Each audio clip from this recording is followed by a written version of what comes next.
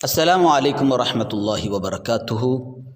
بسم اللہ والحمد للہ والصلاة والسلام علی اشرف المرسلین وعلی آلہ وصحبہ اجمعین، اما بعد۔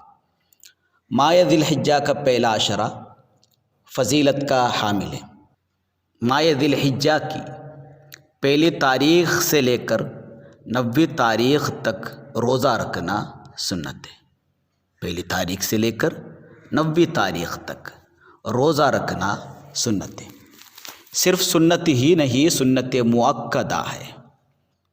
تحفۃ المحتاج میں ابن حجر مکی علی رحمۃ الرضوان نے فرمایا، یسنو بل یتأکد صوم 9 الحجۃ، یعنی ذی الحجہ کے پہلے 9 دن روزہ رکھنا سنت مؤکدہ ہے۔ دیکھیے تحفۃ المحتاج جلد نمبر 3 صفحہ نمبر 454، نہایت المحتاج جلد نمبر 3 صفحہ نمبر 207۔ ذی الحجہ کے پہلی تاریخ سے لے کر 90 تاریخ تک 9 دن روزہ رکھنا سنت مؤکدہ ہے، اور سنت مؤکدہ کو ترک کرنا مکروہ ہے۔ اس لیے ان ایام میں روزہ نہ رکھنا یعنی روزے کو ترک کرنا مکروہ ہے۔ ہمیں چاہیے کہ ہم مکروہ باتوں سے بچیں۔ ان 9 دنوں میں سے کوئی ایک دن بھی روزے کے بغیر نہ رہے۔ ان 9 دنوں میں روزہ رکھنے کا حکم اس لیے ہے کہ ماہ رمضان کے بعد یہ عشرہ زیادہ فضیلت کا حامل ہے۔ اللہ تعالی ہمیں عشرہ ذی الحجہ کے روزے رکھنے کی توفیق عطا فرمائے۔ پھر عرفہ کے روزے کے سلسلے میں گفتگو کرتے ہوئے ابن حجر مکی علی رحمۃ الرضوان نے تحفۃ المحتاج میں فرمایا، وآکدھا تاسعھا وہو یوم عرفۃ لغیر حاج ومسافر۔ 9 ذی الحجہ کا روزہ یعنی یوم عرفہ کا روزہ تاکید کے ساتھ سنت ہے۔ تحفۃ المحتاج جلد نمبر 3 صفحہ نمبر 454، نہایت المحتاج جلد نمبر 3 صفحہ نمبر 206۔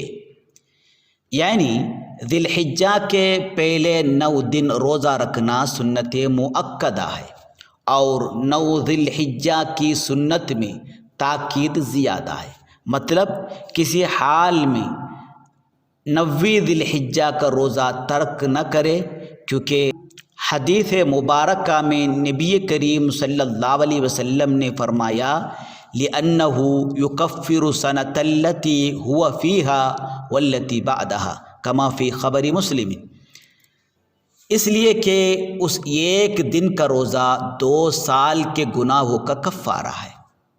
عرفہ کا روزہ، 90 ذی الحجہ کا ایک روزہ 1 سال جو گزرا ہے اور 1 سال آنے والا ہے، اس طرح 2 سال کے گناہوں کا کفارہ ہے۔ یوم عرفہ کا روزہ ترک کرنے میں سخت کراہت ہے، لیکن مسافر کے لیے اور بیمار شخص کے لیے عرفہ کا روزہ ترک کرنا مکروہ نہیں۔ اسی طرح حج میں عرفہ کے دن میدان عرفہ میں وقوف کرنے والے حاج کے لیے اس دن روزہ نہ رکھنا مکروہ نہیں، اس کے لیے روزہ رکھنا خلاف اولا ہے۔ مسافر، بیمار شخص اور وقوف عرفہ کرنے والے حاج کے علاوہ باقی تمام لوگوں کا عرفہ کا روزہ ترک کرنا مکروہ ہے۔ عرفہ کا روزہ شادی شدہ عورت کے لیے بھی سنت ہے، اگرچہ اس کے شوہر کی اجازت نہ ہو۔ حقیقت یہ ہے سنت روزہ رکھنا ایک خاتون کے لیے اس کے شوہر کی اجازت کے بغیر ناجائز و حرام ہے، لیکن عرفہ کا روزہ ناجائز نہیں، بغیر اس کے شوہر کی اجازت کے بھی روزہ رکھنا سنت ہے۔ شروانی میں منقول ہے، عدم حرمت صوم نحوی عاشوراء علیہا بغیر اذنها مما لا یکثر وقوعها کعرفۃ۔ عاشوراء کا روزہ، عرفہ کا روزہ جو سال میں بار بار نہیں آتے ہو، ان روزوں کو بغیر شوہر کی اجازت کے رکھنے میں ایک عورت کے لیے کوئی حرج نہیں ہے۔ واللہ عالم۔ ملاحظہ کیجئے نہایت المحتاج جلد نمبر 3 صفحہ نمبر 212، حاشیۃ الشروانی جلد نمبر 3 صفحہ نمبر 461۔ 8ویں ذی الحجہ کا روزہ رکھنا بھی سنت ہے، جسے یوم ترویہ کہتے ہیں۔ یوم ترویہ کا روزہ سنت مؤکدہ ہے۔ ابن حجر مکی علیہ رحمت و رضوان نے فرمایا وَيُسَنُّ صَوْمُ ثَامِنِ الْحِجَّةِ احتیاطًا لَهُ، احتیاط کے طور پر 8ویں ذی الحجہ کا روزہ رکھنا سنت ہے۔ تحفۃ المحتاج جلد نمبر 3 صفحہ نمبر 455۔